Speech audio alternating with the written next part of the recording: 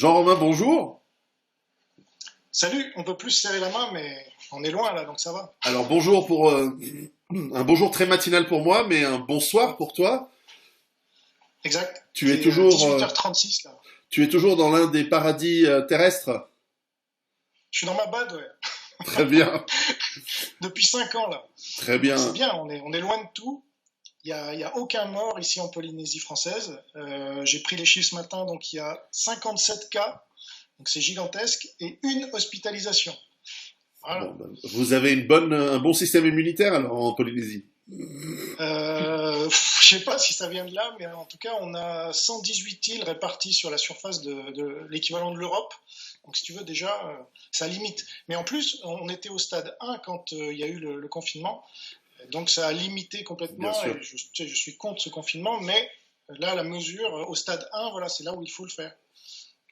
Alors allons directement dans le vif du sujet, puisque tu es l'un des seuls en France en tout cas qui, à l'instar de quelqu'un aux États-Unis comme Stéphane Molyneux et quelques autres, euh, nous parle de ce virus, de cette épidémie, cette pandémie aujourd'hui, comme étant, tu vas nous expliquer, je voudrais pas mettre des mots dans des propos qui ne seraient pas les tiens dans ta bouche, qui serait en fait issu de la Chine d'une manière hostile.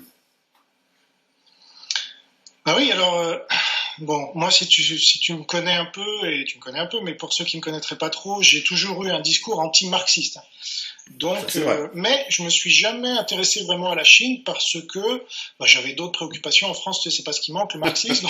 Donc, je me suis intéressé déjà à ce qui était plus proche que plus éloigné, mais je dois avouer, j'ai raté cette influence que je découvre maintenant. Là, je viens de publier au moment où on parle ma nouvelle vidéo, c'est sur les Raffarins et les collabos de la Chine. Par exemple, là, j'ai découvert tout un pan qui existe depuis au moins 2013. Tu vois, par exemple, il y a des young leaders chinois, Mhm.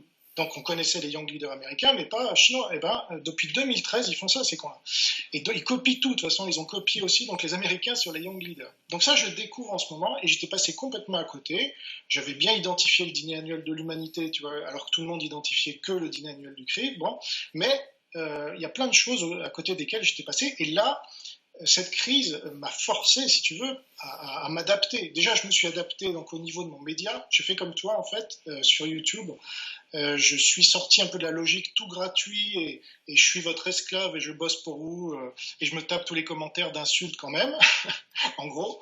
Donc le jour même où Macron a annoncé le confinement, j'ai annoncé que maintenant je ferai des vidéos de grande qualité, de meilleure qualité qu'avant, mais payantes. Voilà.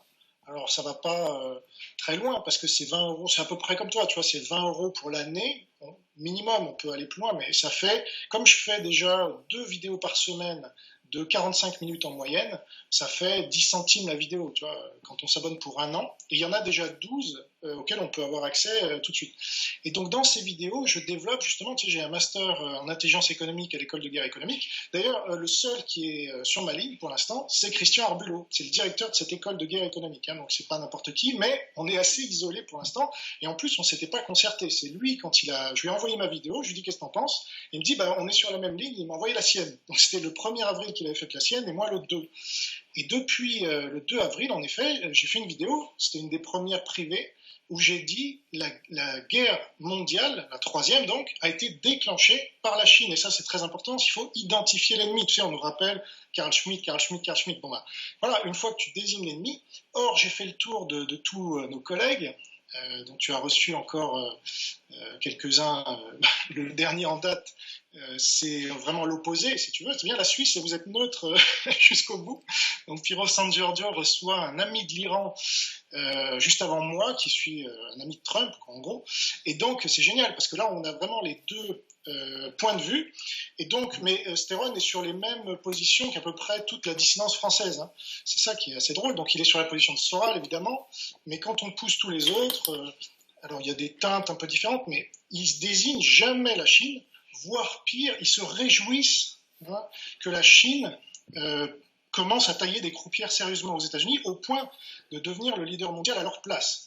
Et ça, si tu veux, c'est très intéressant parce que voilà, là on est, si tu veux, pour moi, sans vouloir faire trop long, mais on est dans un nouveau schéma Deuxième Guerre mondiale. Parce que, bon, ceux qui le savent que je suis chrétien, calviniste même, puisqu'on est en Suisse, là où était Calvin, à Genève. Il y a une phrase de l'Ecclésiaste qui dit ce qui a été sera, ce qui a été fait sera fait, il n'y a rien de nouveau sous le soleil. Tout le monde connaît ce verset. Ça veut dire, c'est très important, et De Gaulle d'ailleurs était sur cette idée qu'il y a une naissance des choses, donc il y a une naissance des nations aussi.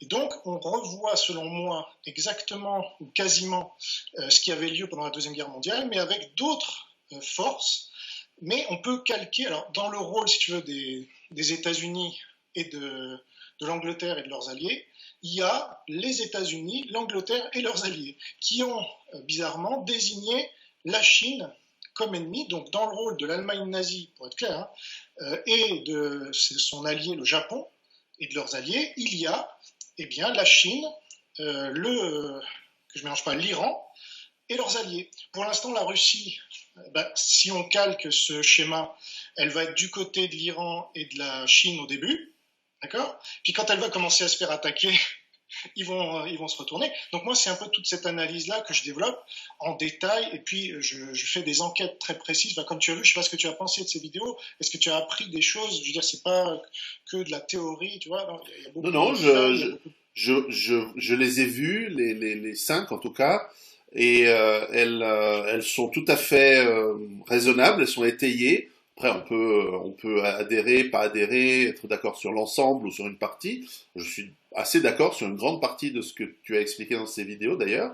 On en reparlera sur l'aspect du Parti communiste chinois et sur l'aspect militaire. Je pense que c'était tout à fait exact ce que tu disais dans ces vidéos. Là où peut-être j'ai plus d'incertitude, c'est pas une incertitude, de toute façon, c'est pas moi qui décide. Mais ce qui serait intéressant, c'est que tu nous expliques qu'est-ce qui te fait penser, tout d'abord alors ça ce sera facile, puisqu'aujourd'hui les preuves abondent dans ce sens, que c'est effectivement quelque chose qui est bidouillé d'un laboratoire, qui est sorti d'un laboratoire en Chine, mais aussi que c'est volontaire. Alors ça, c'est intéressant que tu nous expliques. Si tu veux, là on découvre chaque jour ce que j'ai prédit comme d'autres, mais en effet pas en France, parce que mes sources sont beaucoup anglo-saxonnes et chinoises. Il faut savoir qu'il y a des Chinois dissidents qui publient en vidéo, en texte, des articles, alors c'est vrai, en anglais, quasiment tout le temps, il n'y a rien en français, ou quasiment rien, et donc moi, ma veille, elle est mondiale. Donc je sors un peu du spectre franco-français de la plupart des petits camarades, qui du coup, c'est un peu comme si pendant la Deuxième Guerre mondiale, tu avais quelqu'un qui disait, bon, la guerre, ok, les Allemands nous occupent, bon, voilà, bon. Mais on n'aurait rien compris à la Seconde Guerre mondiale. Il fallait voir au niveau mondial, justement, ce qu'a fait De Gaulle et ce qui lui a permis de voir que les États-Unis, entrant dans la guerre, allaient faire basculer le truc. Donc, moi, c'est ce que je regarde aussi. Bon, là, c'est plus évident, mais mes petits camarades, je vois, alors ils dénoncent tous Macron et compagnie, ça, forcément, mais je veux dire, c'est... Et puis, ils soutiennent tous Raoult. Comme moi, mais ça c'est aussi évident. C'est tellement gros, si tu veux, on pourrait le louper. Mais après, il faut aller plus loin, parce que qu'est-ce qu'on met derrière l'oligarchie française ? Ça a toujours été notre question et notre débat entre moi, en gros, et Soral et ses clones. Parce que pour moi, c'est Soral qui est le chef de cette dissidence, qu'on le veuille ou non, et donc il incarne cette position, et lui, il reprend la propagande chinoise. D'ailleurs, son propre avocat a fait récemment des vidéos sous-titré en chinois, où il fait l'apologie de la Chine. J'ai pris une citation, donc c'est Damien Viguier, pour ceux qui ne connaissent pas Soral. Donc c'est très intéressant de voir les deux cas, parce que moi je ne l'attaque pas, là, pour le coup, je rapporte des faits. Voilà ce qu'a dit Damien Viguier. La France est une colonie américaine depuis 1945. Je suis désolé de dire du bien de la Chine, mais vous avez la chance d'être libre et d'avoir un gouvernement qui est au service du peuple. Voilà, camarades, ce que j'avais à vous dire. Donc là, il dit aux Chinois, ça je suis sans blague, pas tout à fait d'accord. C'est évident. Je veux dire, mais là, au moins, tu as les deux camps, parce que Soral reprend la propagande chinoise. En gros, lui, il dit, pour répondre à ta question, le virus est une invention, une création américaine. D'accord. J'ai pas entendu ce qu'il a dit. D'ailleurs, à la limite, ce que dit Alain Soral ne nous intéresse pas tellement, mais c'est vrai que ce que tu vas dire là, j'anticipe, et je te laisse, excuse-moi de t'avoir coupé d'ailleurs, c'est une des versions chinoises, aujourd'hui. Mais pardon, je te laisse Oui, continuer. oui, c'est ça. Donc, il y a eu plusieurs versions, en fait. Il y a eu d'abord, tu sais, la version du marché de Wuhan, où un gars aurait bouffé du pangolin, qui aurait bouffé de la batte, là, de chauve-souris, mais sauf que cette chauve-souris, on se rend compte maintenant qu'elle était à des centaines de Ouais. kilomètres Ça du aurait pu marché. être, par parenthèse, encore excuse-moi de te couper, mais ça aurait pu être crédible. Moi, j'y ai cru 2 jours. C'est-à-dire, quand j'ai entendu au tout début, en janvier, ah oui, ça sort du marché de trucs, je me suis dit, ah bah ça y est, c'est encore un coup à bouffer et à vivre avec ces animaux. Puis ensuite, on m'a dit, ah non, mais tu sais qu'il y a le... En fait, je le savais, je l'ai écrit dans mon bouquin, qu'il y a ce laboratoire P4 à Wuhan. Je me dis, ah, Mhm. coïncidence, coïncidence. Et effectivement, ensuite, les Chinois... Pardon, je te laisse continuer. Non, mais c'est ça. Donc, les Chinois ont eu cette première version Mhm. de propagande. Ensuite, ou très rapidement, avant qu'ils en changent, ils ont viré tout ce qu'il y avait comme preuve dans le dit marché, pour qu'il ne puisse pas y avoir d'enquête C'est de vrai. quoi que ce soit. Et d'ailleurs, depuis, ils interdisent à qui que ce soit les Américains évidemment, mais n'importe quelle autre nation qui en fait la demande, y compris la Corée du Sud, de venir en observateur, essayer de comprendre ce qui s'est passé. Donc, qu'est-ce qu'on fait quand on a commis un crime, hein? On efface les preuves de crime. C'est Donc, vrai. la scène du crime, c'était soi-disant le marché, ils ont tout effacé, bon, comme ça on ne peut plus savoir. Et puis depuis, ils ont changé de version. Alors il y a eu 3 versions que j'ai pu identifier, au moins, après il y en a peut-être eu d'autres, dans les médias chinois, hein, je parle, et qui ont été reprises selon ce que ça arrangeait des gens, alors soit l'OMS, soit des gens par exemple dans la dissidence. Donc la première version, c'était, tu l'as peut-être vu, il y a eu en fait en Italie des gens qui ont été infectés avant même la Chine. Première Je version. l'avais même pas Elle a pas entendu celle-là. voilà. Bon, elle n'a pas tenu très longtemps, mais ils font des tests en fait. C'est la propagande, c'est comme ça. Essai-erreur. Bon, donc comme ils ont vu que ça prenait pas, ils ont vite laissé tomber. Deuxième version, le Japon, le Japon Oui, a créé le virus, nous l'a balancé, etc. Parce qu'il faut savoir que ce sont des ennemis historiques oui. Oui. graves, hein, pendant la Deuxième Guerre mondiale, justement. Troisième version, mais celle-là n'a pas tenu non plus. Donc, ils ont créé une troisième version, qui est la plus évidente. Alors, il y aurait pu en avoir une quatrième, c'est Israël, parce que ça, c'est Ah, le top du top en termes de pour une version. fois, Israël, là, dans le coup, j'ai attendu au Non, moins 1 mois et demi avant que les habituels anti-israéliens nous sortent. Ah, mais Israël travaille sur un virus. Enfin, c'est bon, c'est pas Israël, c'est une société israélienne, Teva et d'autres travaillent sur un virus. Donc, c'est eux qui ont fait le virus. Je veux dire, attendez, ouais. En enfin, plus minute. Teva a proposé des génériques Tout à d'hydroxychloroquine aux fait. États-Unis par millions de doses, etc. Donc Je là, les il y connais avait bien, un Teva. début, tu vois, de trucs. Mais bon, c'est pas. Alors ça viendra peut-être. Je sais pas. Il faut pas sous-estimer les antisémites. Par contre, la vraie version de propagande qui tient pour l'instant et sur lequel le gouvernement chinois apparemment et toute la propagande chinoise avec l'ambassade de Chine un peu partout en France et ailleurs se lance, c'est les Américains. Alors ça c'est débile parce que bon, Trump donc il allait laisser faire ça. Alors après oui non mais c'est pas Trump, c'est l'État profond américain qui veut se débattre. Et là c'est là où il faut commencer à trier le bon grain de livret, je dirais. Et en effet, il y a un État profond aux États-Unis que moi j'appelle l'État marxiste, hein, c'est l'État socialiste, ceux qui veulent toujours plus d'État. On en a un aussi en France, Oui, oui. parce qu'il y a des gens qui veulent moins d'État. Hein. Donc ceux-là, ils sont quand même des hauts fonctionnaires, voire des militaires, etc. Mais ils ne sont pas sur la même ligne. Et donc, aujourd'hui, c'est quel est votre ennemi? Est-ce que vous désignez la Chine, comme moi, et comme quelques autres, surtout anglo-saxons, ou est-ce que vous désignez les États-Unis et ses alliés, dont Israël? Et là, on voit qu'Israël quand même rentre dans le jeu, c'est qu'il y a toujours, d'une manière ou d'une autre, les Juifs, et on a vu cette histoire de Lévi et Buzyn, et Salomon, et tout ça, et ça commence à tourner, Bon, parce c'est sûr que qu'ils ont les deux compères n'ont pas été très habiles dans cette crise. non, mais de toute façon, enfin, je veux dire, à moins d'exterminer absolument tous les Non, juifs non, sur mais cette évidemment. planète, il y aura toujours un juif à un moment qu'on va trouver pour pouvoir dire c'est lui. Bon. Mais Cazeneuve, qui à ma connaissance n'est pas juif, qui était le ministre en charge à l'époque de l'inauguration du P4 à Wuhan, alors lui il n'existe plus. Tu vois, c'est comme les lois Fabius-Guesso. Fabius n'avait rien à voir là-dedans, c'était Guesso, communiste non juif, et Mitterrand, qui était vraiment le président qui était en charge, non juif et même antisémite selon moi, mais on n'en parle pas. Enfin bref. Donc ça c'est quand tu veux trouver des preuves pour alimenter ta logique, tu vas en trouver. C'est pour ça qu'aujourd'hui je dis, comme en 40, il y a deux camps. Pour moi, comme on était pour De Gaulle ou pour Pétain en 40, on va être pour Soral ou pour Robin. Tu vois. Alors, Je dis pas que je vais prendre les habits de De Gaulle ou que Soral va prendre les habits de Pétain, parce qu'il y a d'autres gens qui sont prêts pour ça. Hein. Aujourd'hui, Macron joue un peu le rôle de Blum. Alors c'est ironique, mais c'est celui qui a laissé faire. Ça, c'est une bonne comparaison. Ouais. Et donc c'est celui qui a laissé faire le pouvoir totalitaire, socialiste, une fois de plus. N'oublions pas que c'était l'Allemagne sociale nationale et pas national-socialiste. Ça, c'est la propagande, une fois de plus. Et donc, il ne faut pas appeler ça le Covid-19, mais le virus chinois, hein, comme l'a fait Trump, et même le virus du Parti communiste chinois, si on veut être très précis. Mais alors justement, quels sont selon toi les éléments de preuve ou d'information qui te font penser que c'est...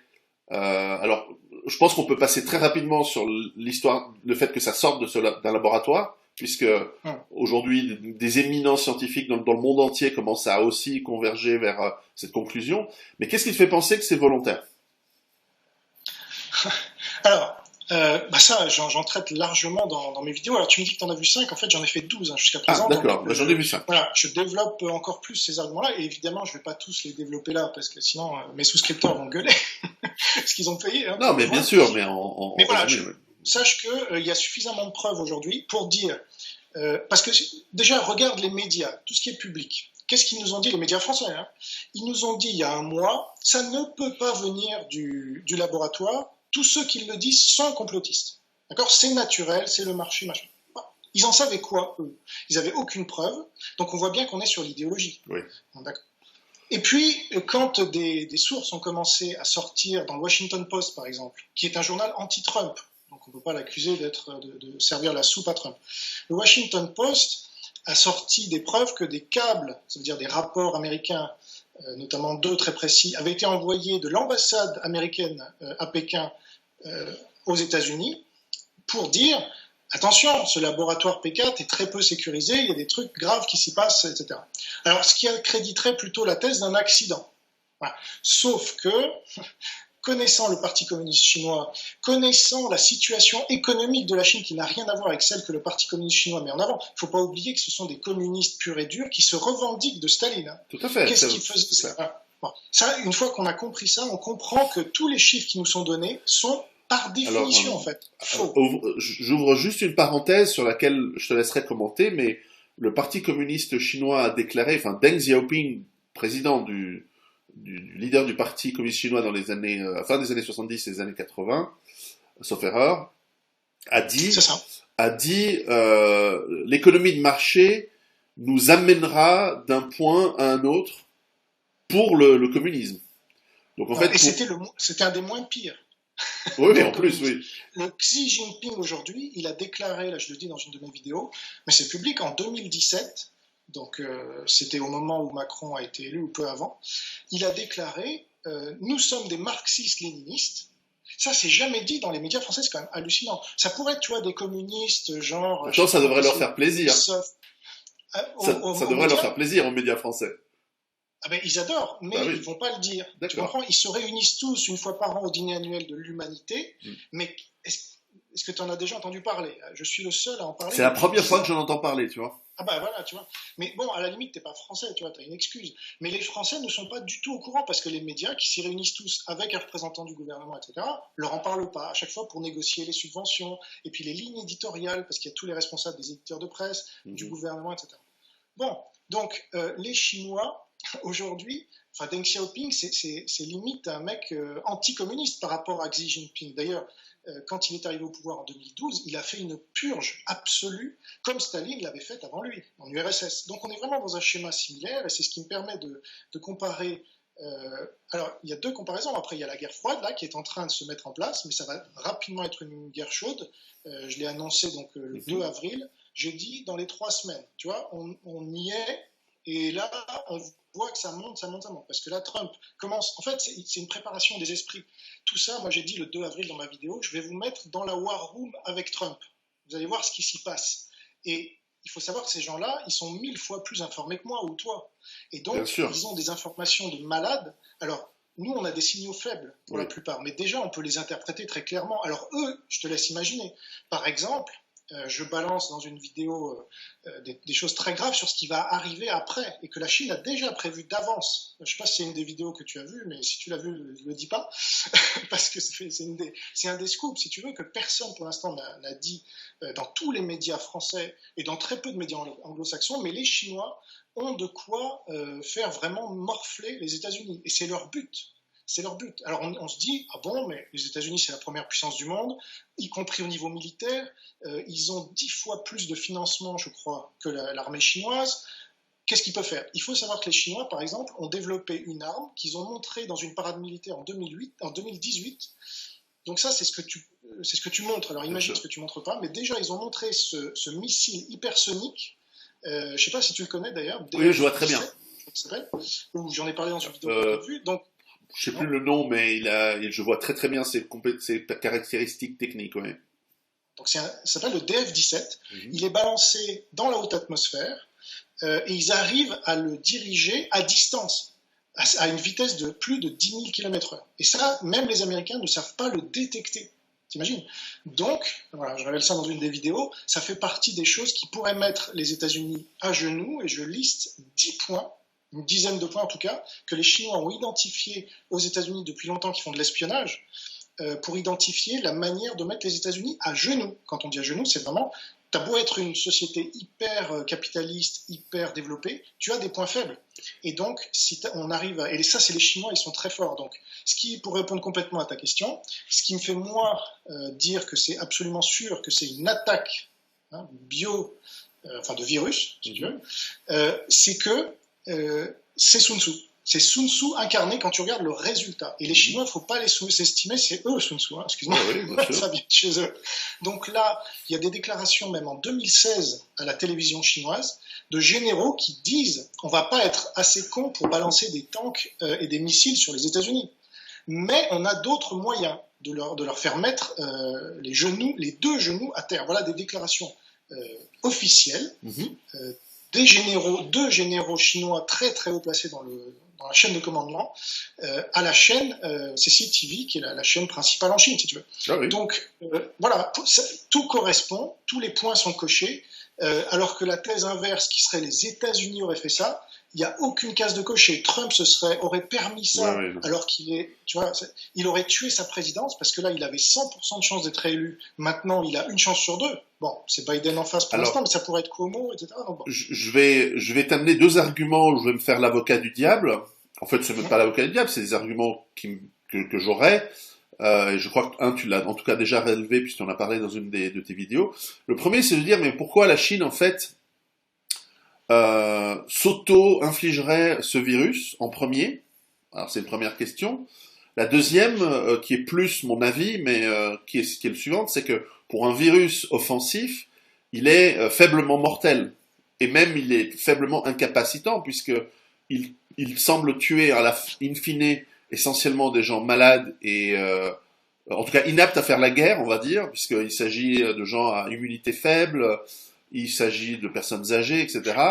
Et même cette histoire de mettre en tilt le système hospitalier, à part les 2 semaines de pic que l'on a traversé, que beaucoup de pays ont effectivement dû traverser avec difficulté, après ça passe. Là on le voit très bien aujourd'hui en Suisse par exemple, ou en Italie, où le nombre de cas baisse sensiblement, et en tout cas pour l'instant, peut-être que ça reviendra plus fort ou moins fort, mais sans doute ça reviendra par vagues, c'est logique. Mais même dans ces mutations, et même dans alors, parenthèse dans la question, je suis tout à fait d'accord qu'on découvre aujourd'hui, on entend les informations, qu'il y a des éléments très étranges, enfin c'est même pas très étrange, ils sont évidemment bidouillés. On a créé des séquençages sur ce virus pour ajouter des éléments de protéines, du VIH, d'autres éléments qui sont pas logiques, probablement de virus qui attaquent des bactéries plus que des cellules. Et donc nous avons un hybride, et la bonne nouvelle, c'est que normalement les hybrides dans la nature, en fait, ils meurent au bout d'un moment. C'est-à-dire que dans les mutations, la plupart des mutations sont, comme les animaux hybrides, sont stériles, si on veut. C'est pas du tout le mot qu'il faudrait utiliser avec un virus, évidemment, mais puisqu'il n'y a pas de reproduction sexuée, mais en gros, les mutations détruisent la greffe qui prend pas. Et donc, les virus suivants vont revenir vers un coronaviradé, je dis juste en latin, qui est normal, c'est-à-dire en général peu offensif. Je ferme cette parenthèse et donc pourquoi est-ce qu'il n'aurait pas utilisé quelque chose de plus violent? Alors, je veux juste avoir ton avis, parce que Ouais. si ça se trouve, c'est toi qui as raison et c'est moi qui ai tort hein, sur ce point. Ah, tu le crois toujours malgré mes explications? Non, Peut-être tu rêves. dis-nous tes explications et Ok. je pense que sur le coup, c'est toi qui as raison en fait. Donc déjà pour aller dans ton sens, Raoult lui-même a dit l'épidémie dans un mois on n'entendra plus parler. Bon, on verra, mais ça c'est ça qui est génial dans ces genres de crises, c'est qu'on peut vérifier très rapidement. Tu vois, on Ah n'est oui, pas dans les réchauffements climatiques dans 200 millions d'années. c'est vrai. Bon, donc Raoult, il faut voir ce qu'il a pris dans la gueule jusqu'à présent, et c'est pas étonnant, parce que là, il est vent debout contre toute la politique du gouvernement, et maintenant, il commence à se positionner, très intéressant, contre le confinement. Donc ça devient très politique, et c'est pour ça que j'ai fait une vidéo, Oui. Raoult, futur De Gaulle, pour Elle est, l'interrogation. je la conseille, elle est très bien cette vidéo. Elle est très très bien. Voilà, et il a des idées derrière la tête. Bon, on verra. On verra. Donc Raoult s'en est pris plein la gueule, l'autre qui s'en est pris quasiment autant, en très peu de temps, c'est Montagnier. Qu'a dit Montagnier? Ce que tu viens de dire, c'est-à-dire il y a des bouts de VIH là-dedans, donc c'est engineered, c'est fait Ouais, sur c'est mesure. évident. Bon, et moi, les infos que j'ai, c'est que c'est l'armée chinoise en fait qui l'a faite et qui l'a codé. Et donc les Chinois, il faut le savoir, sont plus avancés que même les Américains Oui. ou les Français dans ce domaine-là. Et c'est pas moi qui vais te l'apprendre. Non, non. On le relevait dans le livre, dans NRBC, qu'effectivement la recherche Voilà. chinoise est très avancée dans ce domaine. Voilà, donc c'est comme s'il y avait des extraterrestres qui arrivaient sur la Terre, qui avaient une technologie super avancée, et que personne ne comprend ce qui se passe, mais ils nous baisent, pour être brutal, et pas très chrétien au passage. Donc, quand Montagnier dit ça, que peuvent faire les médias? Soit ils disent, bon, c'est un prix Nobel co-découvreur du VIH, etc., c'est intéressant, et quoi. Ça veut dire, ah oui, mais donc la Chine a pu déclencher la Troisième Guerre mondiale, alors? C'est ça que vous êtes en train de dire, monsieur le professeur? Non, ils peuvent pas dire ça, c'est impossible, parce qu'ils cautionneraient ce discours-là, donc ils disent, attention, théorie du complot. Comme il disait théorie du complot, j'ai dit tout à l'heure. Donc, pourquoi ce virus, selon moi, est vraiment, bon, il y a toutes les preuves que je donne dans les vidéos déjà, mais pour résumer, en termes d'efficacité, c'est beaucoup plus efficace d'avoir un virus genre grippe ultra contagieuse, mais qui tue pas trop, qu'Ebola, qui tue un mec sur deux, en gros, qui le chope, mais du coup, dès qu'il y a un gars qui a Ebola, oh là là, on le met en quarantaine, on fait tout ce qu'il faut, si tu veux. C'est vrai.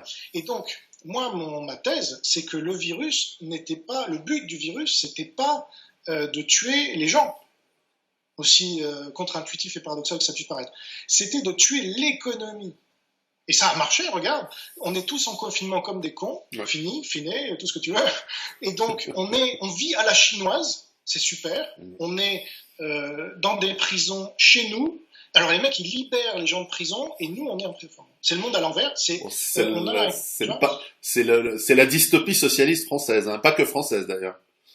Alors mondial, là, c'est ce qui est intéressant, c'est que la Chine impose son modèle au monde avec un virus à la con, excuse-moi, parce que comme on l'a dit, il tue pas beaucoup, tout le monde a paniqué comme c'était prévisible, sauf, et surtout les socialistes, plus tu es socialiste en ce moment, plus tu paniques, hein.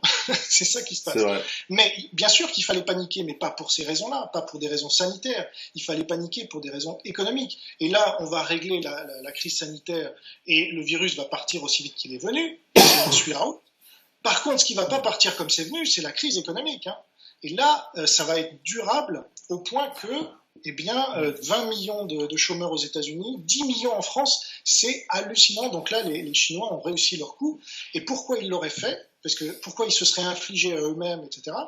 Eh bien, moi, l'info que j'ai, c'est que, en fait, ils étaient déjà au pic et même en grave descente économique depuis assez longtemps, mais ils l'avaient caché avec des taux de croissance annoncés de 8%, 7%, tu sais, comme ils faisaient dans l'URSS en fait. Il ne faut pas se dire que c'est différent et qu'au temps d'Internet, on sait tout. Non, là, c'est le PCC, le Parti communiste chinois, c'est un truc ultra centralisé, comme l'était le truc autour de Staline, et donc ils maîtrisent absolument toutes les infos, 100%. Donc s'ils veulent dire, nous on a 8% de croissance, eh ben ils ont 8% de croissance. Sauf que là on arrive au bout d'un cycle, pareil, je te donne un seul exemple, qui est vraiment, qui va parler à tout le monde. Ça personne ne le sait parce que personne n'en parle dans les médias, ces gens-là sont des incapables, là ça va faire du ménage j'espère, parce que là tu as plein de presse qui sont en train de mourir parce qu'ils ont plus de là. Là il faut que, tu vois, on revienne à des trucs sains comme toi ou moi qui se faisons financer par des gens, des souscripteurs, ça c'est sain, voilà, ça veut dire il y a un travail, il y a des gens qui reconnaissent ce travail. ça c'est ça. Donc l'information qui n'a pas fuité... J'attends toujours mon chèque du Mossad, hein, mais il n'arrive toujours pas. Ouais, tu peux l'attendre longtemps, à mon avis. Donc, il faut savoir qu'entre 2017 et 2019, c'est-à-dire en 3 ans, si mes calculs sont exacts, la Chine a utilisé plus de béton, d'accord? Je ne sais pas si tu connais cette statistique. Oui, oui. Plus de béton que les États-Unis en 114 ans. Enfin, en plus de 100 ans, donc non, en 114 c'est ans. Considérable. En 3 ans. Comment ils ont fait ça? En fait, ils ont construit des villes champignons un peu partout. C'est pour ça qu'il y a plein de villes. Tu sais, il y a eu quelques reportages sur des villes fantômes en Chine, parce que c'est beaucoup moins cher en fait de créer ces villes ex nihilo, à partir de rien, sur un bout de terre où il n'y a rien, que d'élargir Shanghai, d'élargir Wuhan, etc. Alors, donc, je dois dire à nos audiences que moi, je m'y connais assez bien en urbanisme, du fait que mon épouse est urbaniste, donc je connais bien les trucs. Et ta théorie sur ce point, je l'ai entendu sur ta vidéo, je l'ai trouvé génial. Je l'ai trouvé parfaitement juste et vraiment là, alors visionnaire cette théorie. Je l'ai jamais entendue ailleurs. Je la trouve parfaitement juste. Oui, alors c'est pas ma thèse, hein, c'est des gens très très haut niveau qui l'ont analysé comme ça, et depuis des années, moi j'ai regardé... Non mais sur le pourquoi ils ont des villes vides, c'est ça que j'ai trouvé génial de ce que tu as dit. Parce que après il suffit c'est ça en fait le boulot de journaliste, théoriquement, c'est on enquête et on rapproche les sources et les causes et les conséquences, tu sais. Donc, comme ils ont construit toutes ces villes, 962 villes avec une capacité de 5 à 10 millions de personnes chacune, ça voudrait dire, on peut mettre 9 milliards de Chinois. C'est-à-dire, si, de toute façon, c'est ce qu'il y aurait s'ils n'avaient pas fait leur politique à la con, d'avortement massif ou carrément de meurtre à la naissance des filles. Donc, politique enfant unique. On aurait peut-être 5 ou 6 milliards de Chinois aujourd'hui, donc ils n'ont pas fait. Mais là, ils sont prêts, parce qu'ils sont déjà 1,5 milliard, à coloniser donc, le reste de la Chine à haute dose, c'est-à-dire avec une densité genre à la Hong Kong, t'imagines un peu, et le monde. Parce que, évidemment, quand tu as une population pareille, tu peux coloniser la Terre entière. Hein, et il y aura de l'espace encore. Donc, ils étaient arrivés à la fin de leur cycle. Tu vois, ils avaient construit toutes ces villes, ils avaient employé tous ces gens. Et là, d'après mes sources, donc, ils seraient à moins 20% de PIB, donc avant la crise. Et donc, comme par hasard, nous, on y est, mais maintenant. Donc, en fait, ils auraient balancé ce virus pour tous nous faire tomber en même temps. Et du coup on serait au même niveau, mais en plus eux ils ont des avantages stratégiques, c'est-à-dire ils ont toutes les infos d'avance, ils ont fait de la rétention d'informations, donc ils ont peut-être même déjà le vaccin. Ça c'est une possibilité qu'il ne faut pas mettre de côté, parce qu'ils ont commencé à bosser sur le vaccin du SARS en 2003. C'est vrai. Ok, donc moi si je suis chinois et que je suis un taré communiste, je balance le virus quand j'ai le vaccin. Et comme ça, j'arrive, quand c'est vraiment le bordel dans le monde et que tout le monde est à genoux, j'arrive comme le sauveur. Aujourd'hui, ils arrivent déjà comme des sauveurs avec les masques, avec ce que tu veux, qu'ils ont d'ailleurs pris sur tous les marchés internationaux en janvier et en février. Ça, c'est une autre preuve, si tu veux. C'est que, ah tiens, tu vois, enfin, non. Si, alors je pense que dans l'ensemble, ton hypothèse est juste. Après, comme toujours, hein, comme tu dis, tu fais un travail de journaliste. Donc c'est possible qu'il y ait des éléments qui manquent, c'est sûr, mais l'important quand on fait une enquête, c'est que lorsqu'il y a suffisamment de faisceaux de preuves dans une direction, c'est effectivement de se lancer dans cette direction et de voir ce qu'on arrive à trouver. Il y a des choses qu'on ne saura jamais parce que, comme tu l'as dit, beaucoup de preuves ont été effacées, notamment le marché aux animaux de Wuhan, donc dans cette hypothèse, implicite, c'est que l'État chinois était prêt à perdre un certain nombre de sa propre population pour faire du mal au reste du monde. C'est très étonnant de la part de communistes, ça. Voilà, ils l'ont déjà fait, hein, a priori. Donc là, d'ailleurs, on est passé de chiffres de quelques milliers. Là, ils ont doublé le nombre de morts à Wuhan, soi-disant. C'est une blague. En fait, on est déjà dans les médias occidentaux, donc ça veut dire on est très loin de la vérité, mais déjà on est autour des 100 000 morts. Ça, c'est même des articles dans Libération, tu vois. Donc, je pense qu'ils peuvent multiplier ça par un facteur avec en tout cas 1, voire 2 zéros. Après, voilà, il y a des faits, comme par exemple, on a perdu la trace de 21 millions de téléphones portables en Chine, entre janvier et mars. C'est marrant. Bon, une partie peut s'expliquer, mais il y a une partie qui reste inexplicable. Ça, je suis certain qu'il y a un problème. Ce qu'il faut être, ça ne veut pas dire que, voilà, il y a eu 21 millions de morts, hein, moi je ne dis pas ça. Parce que tout de suite, Jean-Robin, il a dit il y a 21 millions de morts en Chine. Non, je dis juste que voilà, il y a des faits il faut creuser, mais je vois qu'on est passé de 3000 à 100 000 et que moi, les infos que j'ai, c'est plutôt en millions. Hein, C'est ce qui m'a étonné dans les, parce qu'en fait, au début, quand j'ai vu le confinement massif que la Chine, donc on parle du 20 janvier, quand j'ai commencé à communiquer un petit peu là-dessus, euh, pour dire aux gens de commencer à se préparer, à faire quelques réserves, parce que ça peut être important, hein, ce genre d'épidémie. Et c'est vrai que les Chinois, j'avais l'impression en mi-janvier, fin janvier, que leur action était rapide, décisive et extrêmement efficace. Ce qui m'a fait dire, c'est le moment de fermer les frontières, d'arrêter tout transport avec la Chine, alors que l'OMS, eux, disaient mais non, il faut continuer. Donc l'OMS clairement a été en dessous de son travail, voire criminel en tout cas dans ses injonctions à laisser le commerce se faire et le transport se faire. Mais ce qui était aussi étonnant, ce qui me laissait penser que la Chine était peut-être non pas excessive dans son travail, mais qu'il y avait potentiellement beaucoup de morts en Chine, et j'étais étonné du chiffre très bas, c'est qu'en fait la Chine, les Chinois, notamment la génération âgée, qui a traversé le grand bond en avant et qui a traversé la révolution culturelle, est probablement la génération, donc les vieux Chinois, qui est la plus en mauvaise santé du monde. Parce qu'ils ont traversé, n'en déplaise aux gens qui comme moi aiment bien le jeûne, ils ont traversé 40 ans de jeûne, ils ont fait 40 ans de famine ces gens. Entre les années 50 et les années 80, donc ils ont eu vraiment 30 ans où ils sont morts comme massivement par millions, par dizaines de millions. Dizaines de millions. Ouais, par dizaines de millions, là et ceux qui ont survécu, ils ont été blessés au niveau physique, au niveau immunologique de manière terrible. Donc je m'étais dit, ce genre de maladie en Chine va faire... alors si les Chinois me disent 30 000 morts, ça va faire 10 fois moins chez nous.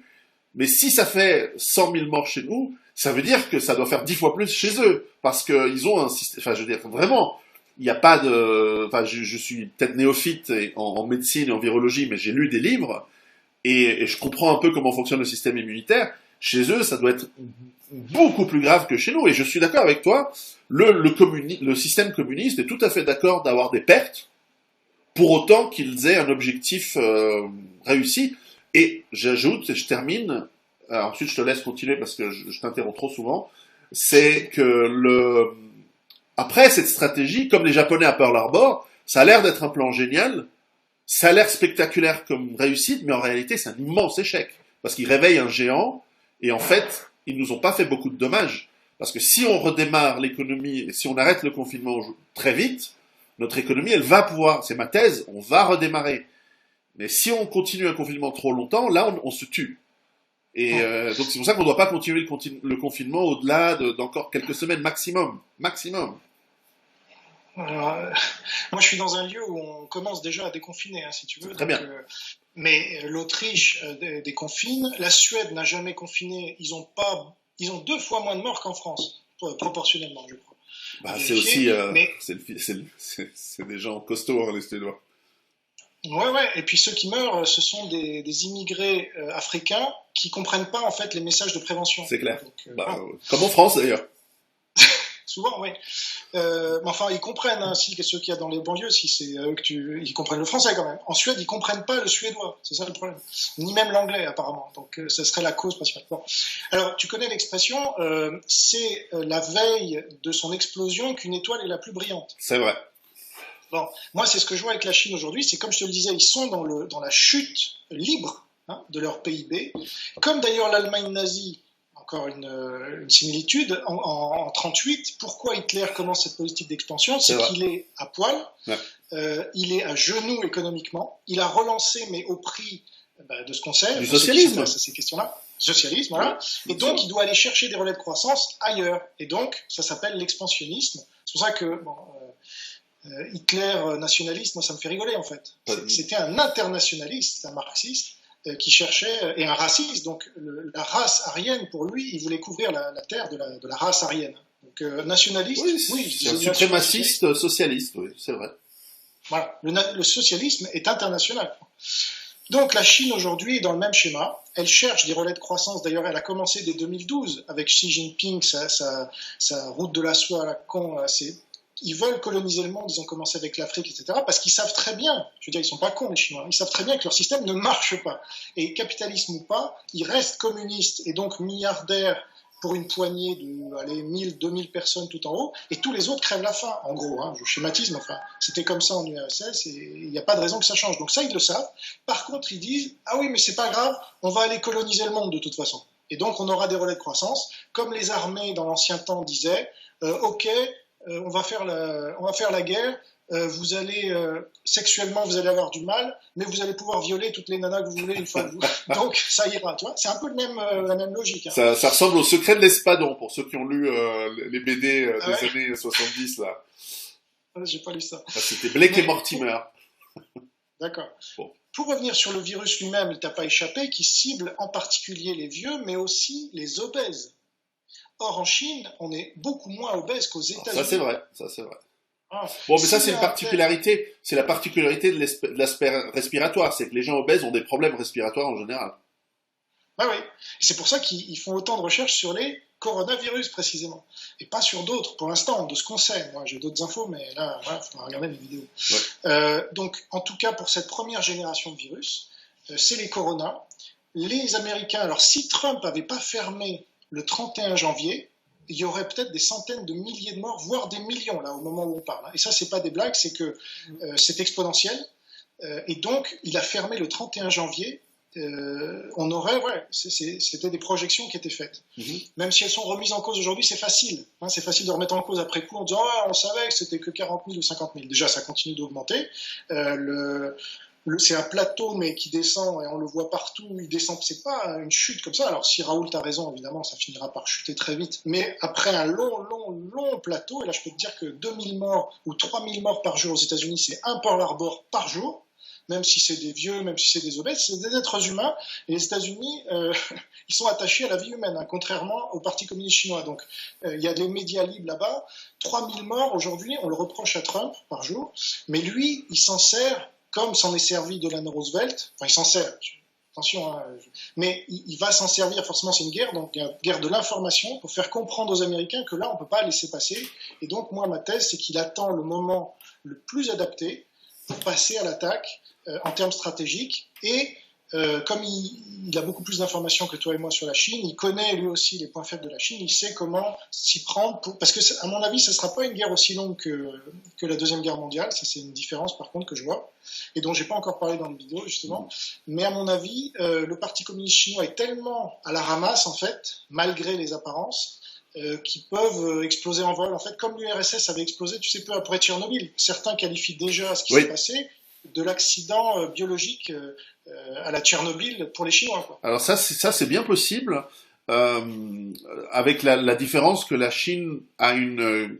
politique de quand elle met en place la politique de répression à l'intérieur de son pays, on l'a vu d'ailleurs, on le voit en ce moment, puisqu'il y a une deuxième vague et qu'ils sont en train de reconfiner une partie de la population, celle-ci commence à se révolter et faire de la répression, d'ailleurs on le voit partout, en situation de virus, il y a la particularité que les forces de répression chopent le virus aussi.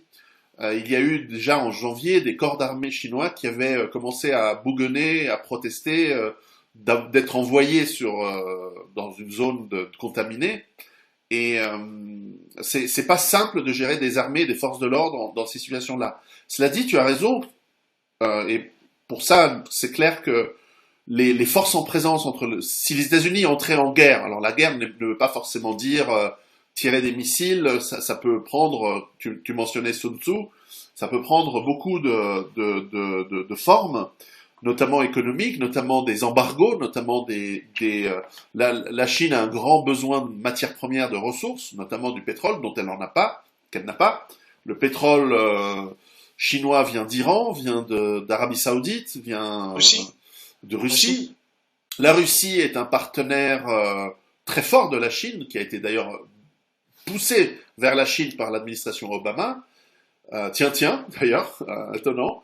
Mais c'est aussi un pays qui n'est pas un allié absolu de la Chine. C'est un pays qui a ses intérêts à cœur, et et qui est tout à fait capable de dire on veut bien vous vendre des armes, mais on reste neutre, on veut pas être immiscé dans cette histoire. Je pense que les États-Unis sont capables de faire une clé de bras à la Russie en disant on va arrêter de vendre du pétrole à la Chine.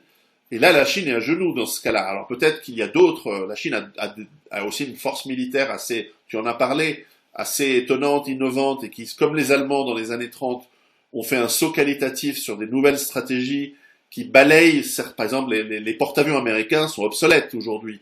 Ils ne servent franchement plus à rien, si ce n'est être des tombeaux flottants en cas de guerre. Mais il y a d'autres manières de se battre. Il y a des drones, il y a des missiles très, très avancés. Il y a aussi des millions de Chinois qui habitent aux États-Unis, qui sont américains, et qui, en cas de guerre, parce qu'une partie de leur famille est en otage, j'ai des mouches sur mon écran, c'est la montagne, c'est comme ça, c'est la saison.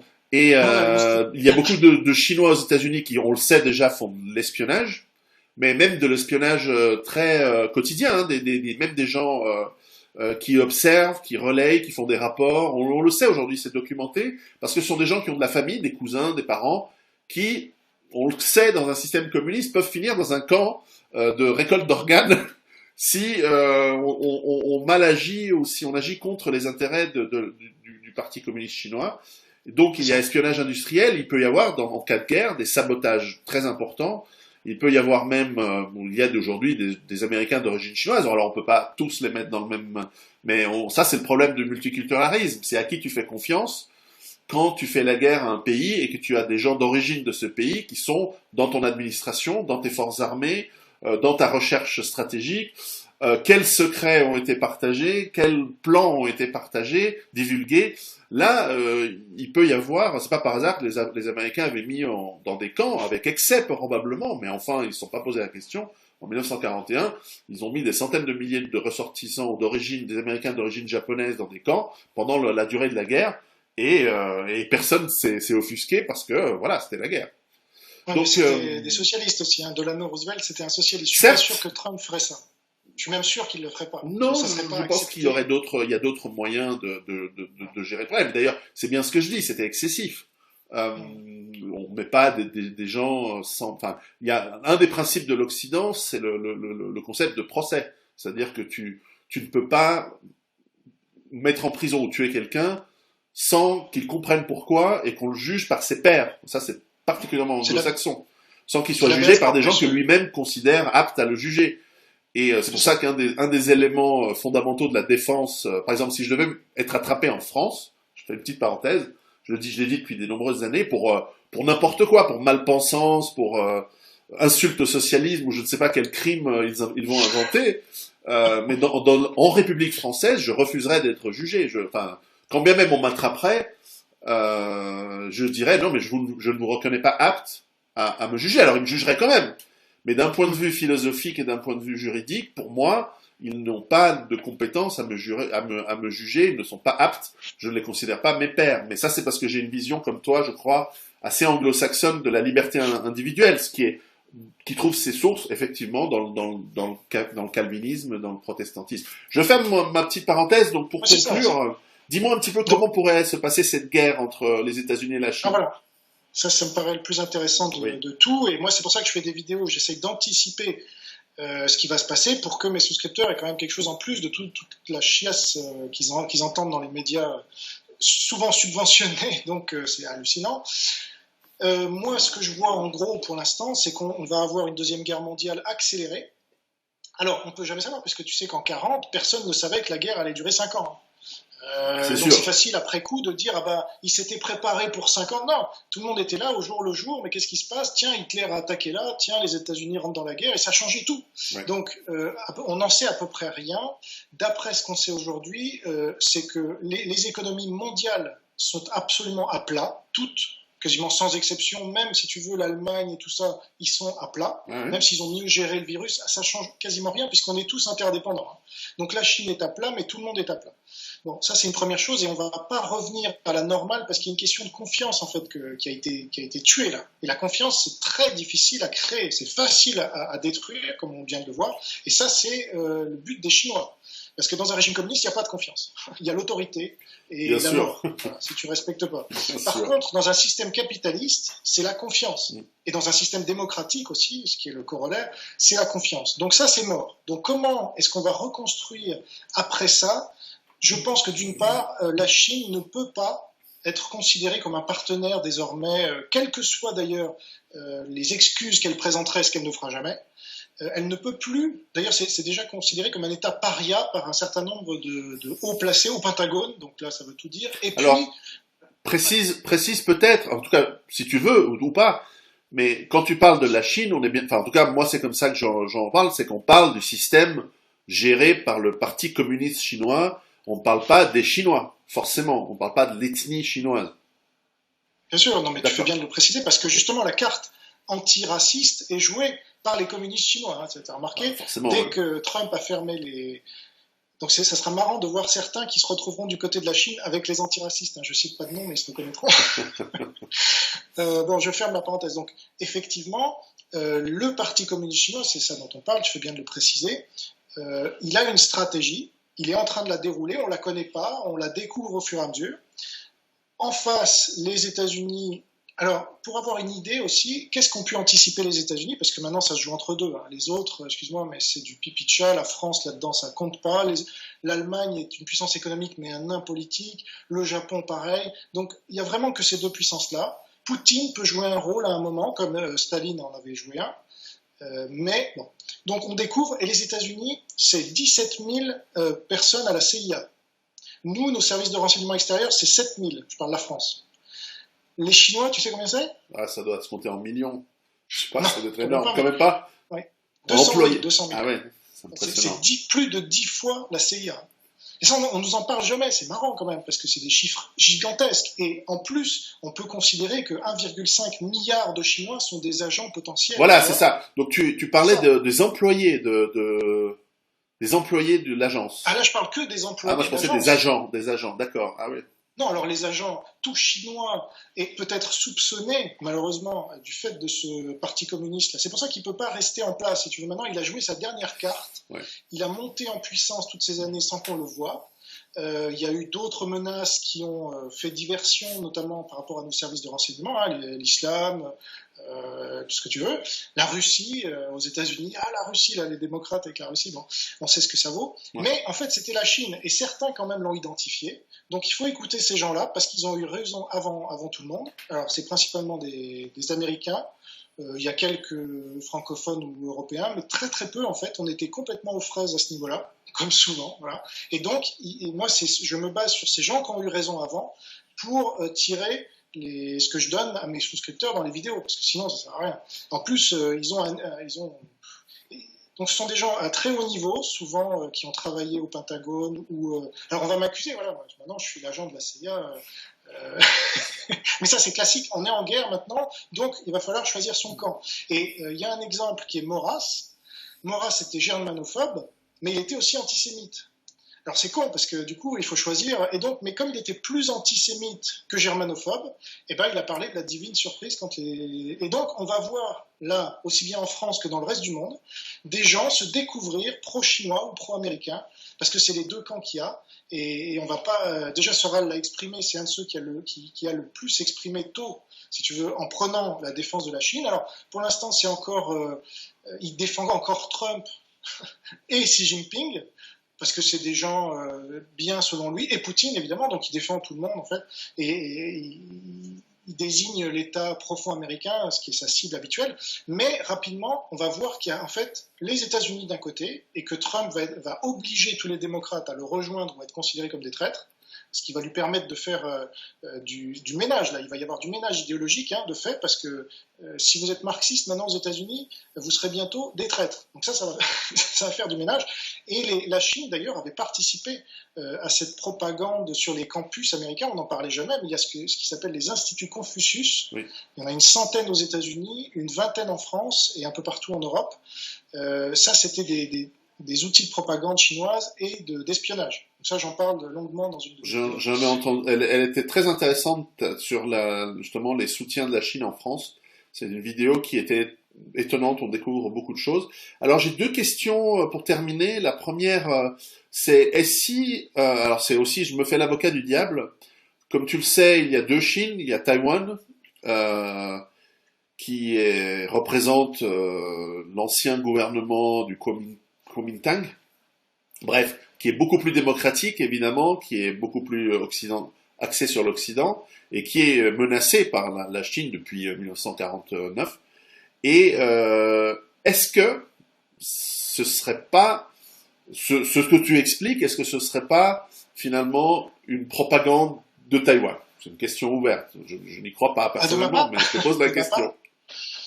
Non, si tu veux, il y a beaucoup de gens aujourd'hui en Chine même qui dénoncent les agissements, parce qu'il y a tellement de minorités qui sont persécutées. Tu as les chrétiens déjà. Moi, je suis chrétien, mais il n'y a pas de calvinistes en Chine, à ma connaissance. Il n'y a pas de juifs, mais s'il y en avait, ils les persécuteraient aussi, parce que tout ce qui n'est pas communiste chinois, c'est pas bon. Donc il y a les Falun Gong, on pense qu'on veut, mais enfin ils sont persécutés aussi. Donc les chrétiens, les musulmans. C'est pour ça que là, les musulmans qui nous regardent, il va falloir faire votre choix bientôt. Qu'est-ce qui est le pire? Est-ce que c'est les chiites, hein, puisque l'Iran est allié de la Chine, ou est-ce que c'est donc est-ce que c'est les chiites ou pas? Est-ce qu'on s'allie avec la Chine qui persécute jusqu'à 2 millions de musulmans dans des camps? Bon, le Pakistan sunnite est aussi allié de la Chine. Eh ben non, pas quand on creuse. Là, Ah j'ai bon? écouté Luttwak, je ne sais pas si tu connais Oui, ce je connais grand très bien stratège. Luttwak, oui. Voilà. Il vient de dire que le Pakistan est en train justement de bouger. Ah, Et c'est ça. ils sentent le vent tourner peut-être. Et oui, et franchement, si c'était pas Trump, je serais pas dans cet état-là, tu vois, je serais au 4e niveau en dessous du sous-sol. Donc tu Mais penses Trump, Taïwan, alors, c'était quoi ta question? Est-ce que je suis un agent de Taïwan? non, en gros, est-ce que Taïwan n'est pas aussi en train d'essayer d'utiliser de la propagande contre la Chine?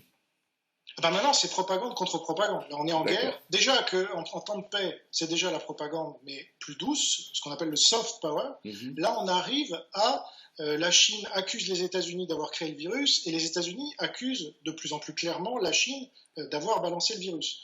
Donc, il faut choisir son camp. Il ne peut pas y avoir 36 000 autres solutions. Et chacun va accuser l'autre de faire sa propagande, d'être agent de... Ça, on ne connaît pas, parce qu'on n'a pas vécu la Deuxième Guerre mondiale, mais c'était ça.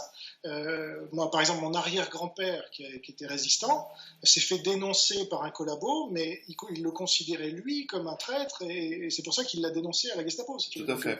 Alors, Donc maintenant... ouais, excuse-moi, je te laisse terminer. Et tu vois d'ailleurs le début de la délation avec le confinement. Oui. Hein, en Allemagne nazie, on dénonçait les juifs. Maintenant, on dénonce les mecs qui se baladent sur la plage tout seul avec son chien. Ah, salaud!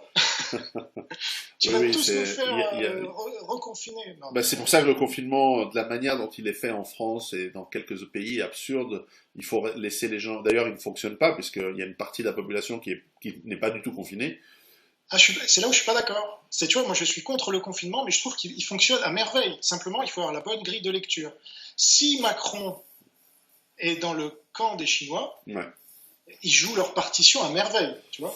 Donc je développe ça dans une minute. J'ai entendu celle-là. Alors je sais pas s'il est si malin que ça. Enfin, mais en tout cas, voilà, dans d'autres pays, comme effectivement tu mentionnais la Suède ou en Suisse, on nous demande d'être responsables. On a fermé un certain nombre de magasins, donc on n'a pas vraiment besoin de sortir. Et on nous demande de pas se réunir à plusieurs. Voilà, donc et de garder nos distances si on rencontre des gens dans la rue. Bon, et tout le monde l'applique. Et pourvu que ça ne dure pas très longtemps, ça marche très bien. Alors, dernière question, avant de conclure, et c'est justement Trump, le président des États-Unis Trump, est probablement le premier président en plus d'un siècle à ne pas avoir démarré de guerre. C'est assez étonnant venant de président des États-Unis. Il n'y a pas de guerre avec un pays du tiers-monde, il n'y a pas de guerre pour des ressources, il n'y a pas de guerre impériale. Au contraire, il se concentre, et je crois qu'il y a effectivement un état profond qui est hostile à Trump et qu'il y a un combat interne aux États-Unis. La guerre pourrait résoudre ce problème et lui donner l'autorité de faire ce qu'il a toujours voulu faire. Notamment récemment, il a fermé les frontières. Il a déclaré que toute l'immigration doit s'arrêter avec quelques exceptions. Mais voilà. La Constitution américaine donne au président très peu de pouvoir, sauf en cas de guerre. Où là, les pouvoirs du président montent en flèche, ça devient le commandement des armées, ça devient le commandement exécutif, ça devient un véritable dictateur pendant la durée de la guerre. Tradition qui est inspirée, constitution qui est inspirée par les fondateurs américains, comme tu le sais, de Rome. Rome faisait comme ceci. Ils avaient calqué, tu sais, le concept de Sénat, le concept de tout ça, ça vient de Rome. Hein, c'est des concepts très anciens. Les pères fondateurs des États-Unis étaient des gréco et des romanophiles, je sais pas comment on dit, mais des latinophiles. En tout cas, c'est des gens très cultivés. Et ils avaient compris comment balancer les pouvoirs, mais ils avaient compris aussi qu'en cas de guerre, qu'ils considéraient comme étant toujours défensive, hein, d'ailleurs, parce que ça a été un peu abusé depuis, forcément. Mais enfin, quand tu es attaqué, tu peux pas commencer à discuter, voter, tergiverser. Tu as un système qui se met en place, et pendant la durée de la guerre, et il est bon ou pas, et t'espères qu'il soit bon, mais ce système, faut lui donner les pouvoirs de mener à bien la victoire. Donc, ça veut dire mobiliser les industries, prendre des décisions politiques, aller, et donc en l'occurrence, ça veut dire mettre en prison les gens que t'aimes pas, y compris, par exemple, Roosevelt l'avait fait avec les Japonais, peut-être que Trump le fera avec les pédophiles, et avec certains membres de l'État profond, mais c'est les mêmes. Donc, il peut y avoir des changements absolument inimaginables ces prochaines années. Mais la question donc est-ce que tu penses que Trump, qui est plutôt un négociateur, ou peut-être qu'il peut remporter une guerre par la négociation, hein, ça c'est déjà arrivé, est-ce que tu le vois aller dans la partie guerrière, en sachant qu'il il a fait une école militaire quand il était jeune. Voilà, j'allais le dire. Alors, voilà. Bon, il y en a un qui le connaît très bien, c'est Steve Bannon, son ancien conseiller, qui est peut-être l'une des personnalités actuelles dans le monde, hein, je dis bien, qui parle publiquement, parce que les autres, évidemment, gardent ça pour les réunions au Pentagone, mais qui est le plus offensif vis-à-vis de la Chine. Et depuis plusieurs années. C'est pas... Donc, il faut savoir que Trump a fait un tweet en 2013 où il dit, texto, ça j'en parle dans une de mes vidéos, « La Chine n'est pas notre amie, c'est notre ennemi et elle veut notre mort. » Bon, les tweets, on ne peut pas les effacer. Hein, donc, en tout cas, celui-là, il ne l'a pas effacé, il y en a qui l'ont ressorti. 2013, donc ça c'est 3 ans avant d'accéder au pouvoir. Alors t'imagines ce qu'il a fait depuis, c'est-à-dire que c'est pas perdreau de l'année, Trump, il négocie avec eux depuis des années, il les connaît par cœur, c'est pour ça qu'ils en ont peur en fait les Chinois. Et à mon avis, c'est la cause de ce déclenchement aussi, c'est qu'ils n'ont plus d'autre choix. Ils se disent, putain, s'il est réélu, on est foutu. Donc là, le premier objectif de cette guerre, c'est que Trump ne soit pas réélu. Ça ne faut pas perdre... D'accord, ça c'est très intéressant. Maintenant, tu vois, Trump, c'est un guerrier, selon Steve Bannon. Steve Bannon dit c'est un président de temps de guerre. Voilà ce qu'il dit, et ça, il le disait déjà bien avant maintenant. Il le disait en 2018, en 2017. J'ai retrouvé des extraits de lui où il disait ça. Donc, je le crois, tu vois, si en plus il y a la guerre. Alors, il faut pas oublier, il y a la guerre de l'information. Twitter, c'est une arme de guerre. En fait, personne n'a compris ce que faisait Trump avec tous ces tweets-là. Là, il n'a pas besoin de passer par le Congrès ou par je sais pas qui pour balancer un tweet. Et à chaque fois, là, tu parlais du confinement, il a balancé des tweets en disant déconfinez-vous au Maryland, au Michigan, ou je sais pas où, dans tous ces États marxistes là, dont les gouverneurs imposent le confinement de force aux gens, alors que franchement c'est de la folie furieuse. Il a balancé des tweets qui ont fait un effet de folie. Donc il est dans la guerre de l'information, il est dans la guerre réelle, on l'a vu. Alors il a certes pas déclenché de guerre, ça c'est vrai, mais il faut voir ce qu'il a fait à deux des principaux alliés, alors pas la Russie, mais deux des principaux alliés de la Chine. Tu t'en rappelles certainement, le général Soleimani, qu'il a dégommé. Donc ça, maintenant avec le recul, on peut voir que c'était un avertissement non pas à l'Iran, mais à la Chine en fait. Pour moi, enfin c'est très clair. Intéressant. Je peux zigouiller le numéro 2 du régime iranien, donc je peux zigouiller n'importe qui dans le régime chinois. Moi, c'est le message que je comprends maintenant avec le recul et dont je parlais déjà début avril. Et avec la Corée du Nord, alors là, il n'a pas zigouillé le gars, qui est d'ailleurs en mal en point là, en ce moment, le Kim Jong-un. On ne sait pas trop, bon. On va voir ce qui se passe, mais non, par contre, il a négocié avec lui à coup de Twitter. C'est ça qui est hallucinant, en fait. 95% de sa négociation, c'était des tweets. C'est vrai. Donc, c'est le premier président dans l'histoire, et on va en voir d'autres parce qu'il va faire des émules. Et c'est normal. Il est innovant à ce point. Il y a le Brésilien qui est comme ça aussi, Bolsonaro. Bolsonaro, je suis pas trop, je parle pas portugais, donc. Il semble être un peu comme ça. Hein. Je le vois très remonté contre le confinement en tout cas, et voilà, c'est un chrétien, Tiens donc, Trump est je le dis à l'audience qui ne le sait pas forcément, mais c'est un calviniste, presbytérien donc, tout comme Orban d'ailleurs. Ça, c'est le trio aujourd'hui. Alors, Bolsonaro n'est pas calviniste, lui, il est évangélique, mais enfin bon. C'est quand même, on voit une nature là de gens qui ont des cojones et qui vont et qui n'en ont que faire du camp dira-t-on. Et donc, pour revenir à Trump, pour moi, il est prêt depuis très longtemps, en fait. Et je donne des informations dans une de nos vidéos où j'explique qu'en fait, il avait isolé la Chine bien avant cet épisode et que c'est ce qui a pu déclencher justement l'attaque chinoise. Alors, comment nos téléspectateurs, je sais pas comment on dit, peuvent s'inscrire et regarder tes vidéos? Où est-ce qu'on peut trouver des informations sur ce que tu fais? Alors ça, c'est la meilleure question que tu m'aies posée de toute la vidéo. Non, je rigole. Je gardais la meilleure pour la fin.